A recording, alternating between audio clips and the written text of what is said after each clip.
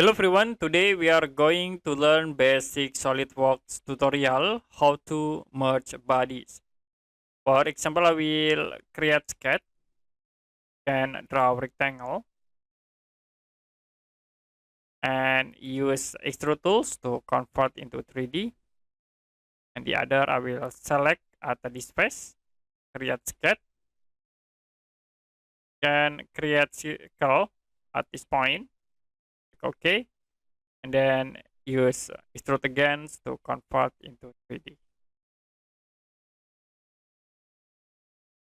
Now, if you want to merge these bodies, first you need to move, like I will move this cylinder object, okay, into here. The next, you can go to insert, click on features, and then use the combine tools. You can combine bodies, you can select this first body and second body. Click OK to merge. Okay, that's it for a basic SolidWorks tutorial how to merge bodies. If you have any question about tutorial, you can comment below this video.